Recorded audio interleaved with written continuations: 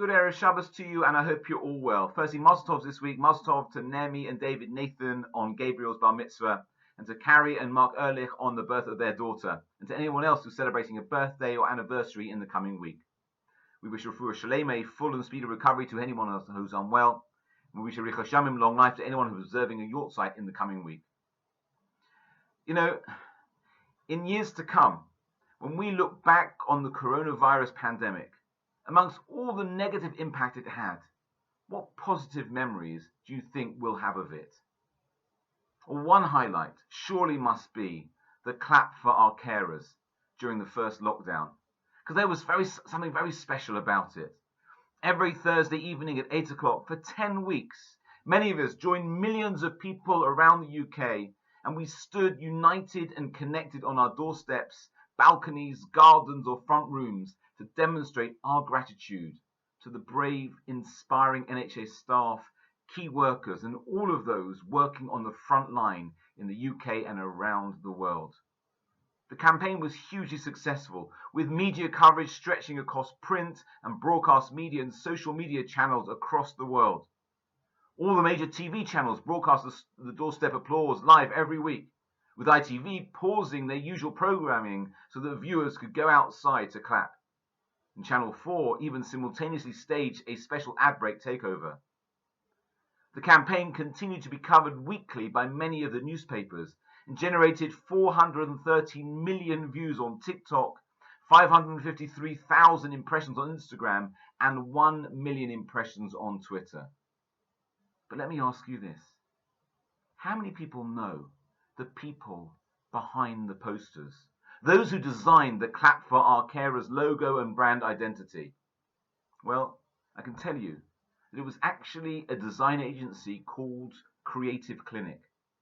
They worked on a purely pro bono basis, advising on the ongoing brand strategy, messaging and implementation, as well as website, social media posts, and window posters. And the campaign quite rightly won them several prestigious awards. And I'm very proud to say that the person behind the poster is Creative Clinic's director, Adam Selwyn, who happens to be a member of BES, and who also produced our Kol Nidre appeal this year. How many times do we see adverts or flyers or posters, but not think of the people behind them? And yet we understand that hours of effort and hard work must be involved in taking an idea, a concept, and turning it into reality. And the people behind these things have invested themselves in it, not just time, but emotional energy. You know what? It's sensitivity to this that provides us with a new insight in what appears to be an innocuous detail in the Torah. You see, when Moshe Rabbeinu descends Mount Sinai with a second set of tablets, God tells him, "Write these words for yourself. For according to these words, says God, I have formed a covenant with you and with the Jewish people." And then we're told that Moshe Rabbeinu was with God for 40 days and 40 nights. Lechem lo achal umayim lo shasa. He ate no bread and drank no water. He inscribed on the tablets the words of the covenant, the 10 Commandments. Now just wait a minute.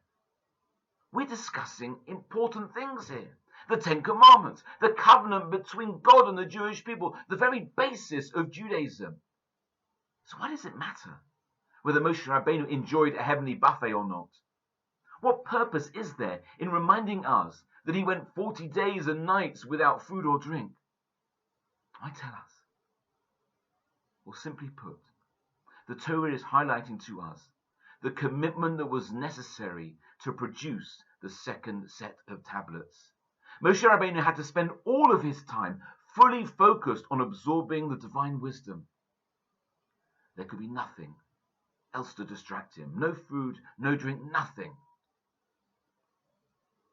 And this detail is included because it's critically important for the people to understand that. It's important that we understand that as well.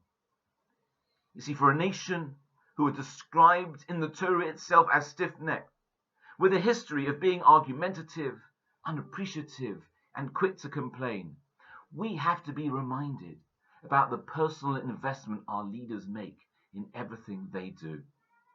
We must never forget the people behind the posters. Because when we develop that sensitivity, we become conscious of the time, the effort, and the emotional energy that they invest in everything that they do. And we discover a newfound appreciation of them and what they produce. Good Shabbos.